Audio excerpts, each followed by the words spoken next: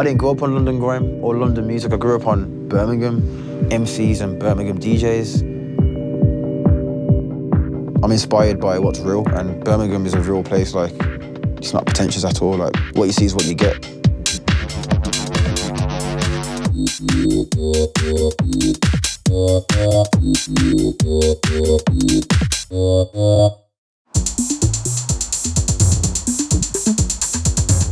Our party was called Bigger Than Barrett, and it was one big fat rave.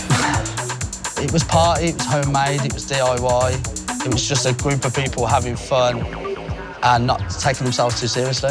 The first one was just us and our friends and 100 people, and then 4 years later we had 4,000 people in a drowned pool.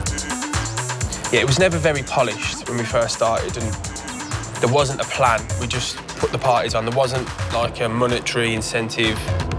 We just did it. We were living the brand and living the party. And it wouldn't have been anything if it wasn't for community. It was a room full of our friends. Even towards the peak, you still felt like you knew everyone in the room. There's people that like we'd class as family from the party. Yo, I just want to big up all the Bigger Than Barry crew, yeah, every time. 2009, try my angle. Digbeth is kind of like the hub of underground electronic music for Birmingham. It's very different to Birmingham city centre. There's been a lot of evolution as an area as well. When I mean, obviously where we're sitting at the moment, this wasn't here 10 years ago as a raving space. This was a scaffold yard. It's obviously a massive working class city, so the kind of regeneration didn't really happen for ages, and obviously it's a very multicultural city as well, so you had all these pockets of multiculturalism that were all spread around the suburbs. And we came along like 2008, 9-ish. We were like the first parties to really push it to a more eclectic audience. We just wanted to play the music we loved, which was quite a broad range, like a mash-up party. And everybody else wanted to get involved in it and have a good time with us, which was obviously a beautiful surprise.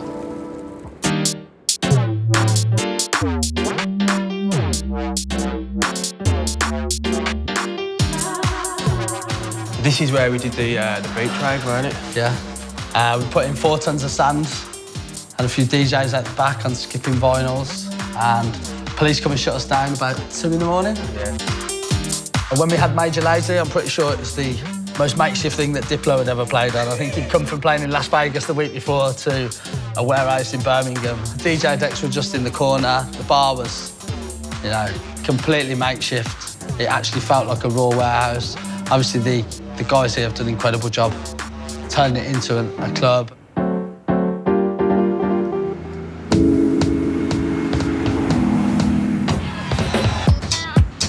Our heroes were people like Soul and Factory Records, so we were very much like how not to run a club night as well. You know, we didn't really invest in it as a business. We just liked having fun. So we were all right with it falling apart, I think, kind of secretly. We never said anything, but to watch it to build up and crumble was kind of the fun in it, wasn't it? Yeah.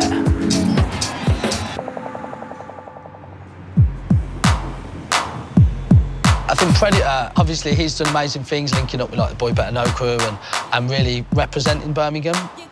And I think that's what it needs to show that like things are happening. We are in my music studio. This is where everything happens. This is where I make all my music and I finish music off. Love being here more than my actual house. It's a reminder of how far I've come and where I could be going as well. I'm a key player in the grime scene. Key player, not because I think I'm one, because everyone treats me like I am, so. Which is a nice feeling, to be fair, that I'm part of the scene, because I grew up on it, I've invested into it, so it's great that I'm actually part of this scene. I've made some big tracks in the scene, you know, instrumental-wise especially. My sound is a variation of dance music, which is like garage, grime. I don't have a formula, I don't have a method of making music. I just kind of do whatever's in my head. I've always done that. My original sound is always going to be like more dancey. That's what grime was. It came from that side of garage. I remember when grime was called garage. There was a big Birmingham scene around 2005. There's a lot of crews that were known in Birmingham. So I grew up on the Birmingham scene.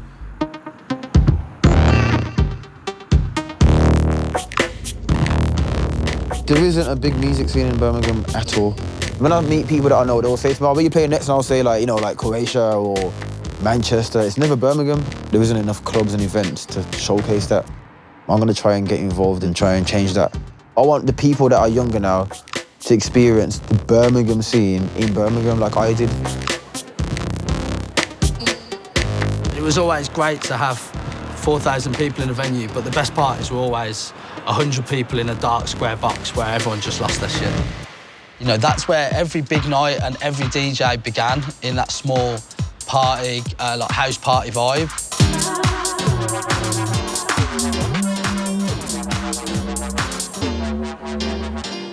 I've always said, if I'm going to a rave, I don't care how small the venue is or how big it is. It's all about the sound system for me and the vibe. Hearing the music loud and live is a real feeling, better than being at home. In an age of social media as well, people still need to interact. People still need to vibe together and have those moments. It's really important that nightlife continues. Yeah, it's about relationships, like Bobby said earlier. You know, I met my future wife at a party, and a lot of my best friends through raving. So nightlife, it's where the magic happens, really, isn't it?